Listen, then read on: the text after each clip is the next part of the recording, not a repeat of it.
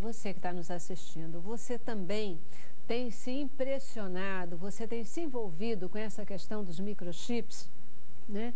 E já tomou conhecimento da questão do Very Chip, de que há uma ordem para que ele seja usado aqui no Brasil, quer dizer, já chegou aqui, né?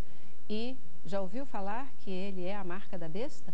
Hoje a gente está aqui querendo saber qual é a verdade desse fato, né? Já temos aí uma explanação bastante clara de que a marca da besta, ela será colocada em quem a aceitar, é uma questão de tomada de decisão, haverá consciência disso, mas você colocaria? O Very Chip? Não, pera lá, eu sei, tá bom. Eu sei, eu estou aproveitando para ganhar tempo para pensar na resposta à sua bem colocada pergunta. Particularmente, eu acho que tem uma questão aí de respeito às liberdades individuais. Porque você colocar em prol de um benefício, tudo bem, mas passa por uma tomada de consciência. Porque, na verdade, essa desconfiança em relação à tecnologia, como o pastor Níger colocou no início, a gente tem que evitar os extremos.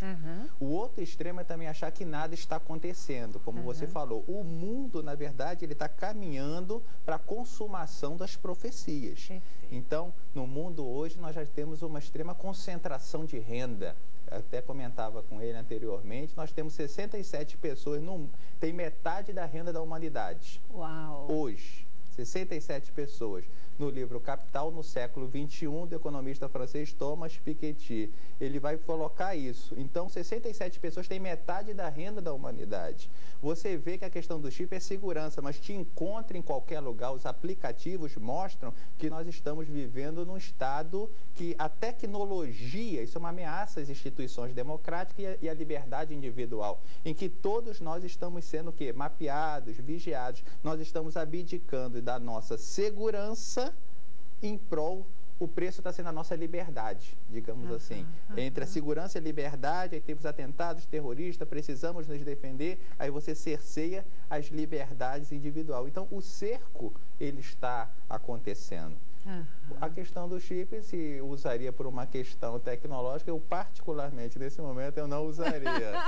Eu não usaria. Também vai ficar desconfiado. Não usaria exatamente, porque a tecnologia, como tudo que vem do Éden, ela tem esses dois vetores. Tem o vetor positivo e o vetor, digamos assim, dissipativo, negativo, destruidor. Então, teria que amadurecer muito, até por uma questão de segurança mesmo. Ele está me informando que é só por uma questão de saúde. Mas pode ter uma tecnologia que eu não domino para mapear, para controle, as técnicas de dominação de controle da mente, de engenharia comportamental, de técnicas subliminares de manipulação, elas são muito fortes. Eu acho que precisa ter um amadurecimento ainda maior sobre a questão dessa tecnologia. Só para... você está falando isso, Francisco, e me faz lembrar esse recente caso que a gente teve de espionagem mundial a partir dos Estados Unidos e que quem sabia disso, né? E foi a tecnologia aí permitindo que isso fosse feito de uma forma absolutamente invasiva, né? E ninguém sabia, e estava acontecendo de fato. E aí, nenhum país sabia. Então, essa possibilidade, a tecnologia é tão ampla e tão forte que essa possibilidade, ela está aí. Mas a gente tem realmente que conhecer, né, para poder tomar a decisão. Eu queria embasar a resposta. Apocalipse 24 diz assim: vi tronos em que se assentaram aqueles a quem havia sido dada autoridade para julgar. Vi as almas dos que foram decapitados por causa do testemunho de Jesus e da palavra de Deus. Eles não tinham adorado a besta, nem a sua imagem, e não tinham recebido a sua marca na testa nem nas mãos. Eles ressuscitaram e reinaram com Cristo durante 1000 anos. Ou seja, eles foram decapitados, foram assassinados, se tornaram mártires, exatamente porque eles se recusaram a receber, né, aquela identificação ali. Para poder corroborar com o sentido que, sim, é possível que a pessoa ceda até pela cobiça, mas ela entenderá que está cedendo, como Adão. Adão teve a cobiça dele, Mas ele não é inculpável. É isso aí. Ele tinha a responsabilidade dele. Não foi da Eva. Exatamente. Foi dele. Também. A questão é a seguinte, o que eu quero dizer assim, não vai ser uma pessoa que vai estar totalmente, de forma completamente voluntária, ingênua ali, ela recebeu ali e agora está com a marca da besta. Certamente o Papai do Céu não faria dessa maneira. Agora, se eu fosse responder a pergunta que você fez a ele, mas vou tomar para mim... porque eu vou fazer. Então eu vou responder logo. Eu não colocaria, não por achar que é a marca da besta, mas porque eu não conheço essa tecnologia na integridade, eu não sei que efeito, eu achei ela muito nova para mim já implantar isso em mim. Eu tenho que entender melhor como é que vai ser esse negócio, aonde vai chegar, na questão das liberdades individuais, na questão da minha própria saúde. Será que isso aqui não tem nenhum efeito sobre a minha saúde, um efeito colateral? Vamos dizer que não tem, mas tudo que é muito novo, nós somos a primeira geração do celular, que usamos celular direto. Tem ou não tem? Não tem nenhuma pesquisa que diga nem que tem, nem que não tem. E ninguém hoje pode afirmar que o celular não cause doenças, não pode, né? Em função das irradiações. Então é tudo muito novo, é tudo muito novo. Agora, de mais uma vez, assim, eu perto do Papai do Céu, né, e por isso o Cabeça para Cima é tão bom para isso, para que assim, as pessoas também não entrem num pânico, numa superstição, num misticismo evangélico, que qualquer novidade também já começa a querer dar áreas de fim de mundo. E quando você pega também biblicamente, ele virá num momento em que, dentro da tribulação, a tribulação são 7 anos, tribulação e grande tribulação, 7 anos, 3 anos e meio e 3 anos e meio. Nos 3 anos e meio, é o que você falou, é um processo de sedução de Satanás com o mundo, de envolvimento. E é nessa hora que é lançado, e que ele é lançado, que ele é oferecido. Então ele é oferecido talvez como uma coisa muito boa. Mas a pessoa terá a ciência de que ela está fazendo aquilo, ainda que seduzida pela sua própria cobiça. Eu imagino porque a gente vê, o marketing faz muito esse trabalho, né, de criar a necessidade, de te levar a achar que você precisa. E aí você começa a achar que você precisa mesmo, né? E a gente está vivendo num tempo onde nós estamos percebendo sinais do fim dos tempos, né? Exatamente. Os sinais estão aí. Então, muito clara, muito clara. E aí a gente começa a dizer, bom, mas se os sinais estão aí, esse aqui, né, de repente, é mais um sinal. Antes de eu entrar no mérito do VeriShip, no sentido do que é esse chip, também para a gente, já foi falado um pouquinho, mas eu queria aprofundar um pouquinho com vocês. É verdade essa história da presidente, que ela indicou, falou sobre o VeriShip, indicando que isso vai ser obrigatório para todos os brasileiros? Não é verdade. Ela estava dando uma entrevista, até se não me engano, ela estava entregando casas, né, do Minha Casa Minha Vida, se eu não me engano, sobre isso. E aí, num dado momento, ela falou sobre o registro da identidade civil, que vai ser uma única identidade, que é um projeto no Brasil, tem um projeto, mas também está engavetado, de uma única identidade que substitua todos os meus documentos. Hoje nós temos título de eleitor, eu tenho carteira de habilitação, eu tenho carteira de identidade, tenho carteira da formação profissional, né, dos órgãos, então seria uma única coisa. E nesse registro de identidade civil, o RIC vai ter um chip, como tem no cartão de crédito de todo mundo, tem um chip. E aí pegaram essa história, caiu na internet, aí pronto, aí ninguém mais tem controle, dizendo que ela estava institucionalizando, tinha assinado que todo mundo ia... Não, essa história não é fácil. Esse chip, por enquanto, ainda vai estar no cartão. Ainda vai estar. Esse vai estar no cartão ainda. Por enquanto. Por enquanto. Muita fala dele é que era do telefone sem fio.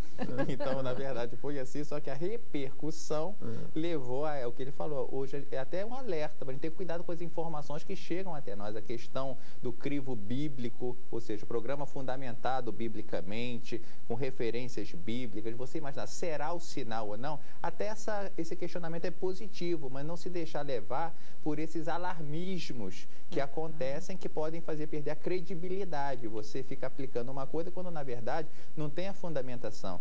E o que Keynes, né? Ele diria que é o efeito manada, ou seja, a profecia autorrealizável, né? A especulação. Então, muitos vão achando que todo mundo diz que acha que e você causa algo que, no fundo, não tem uma base sólida, é uma suposição. Mas essa suposição, se as pessoas acreditar que são verdadeiras, podem gerar fatos danosos, né?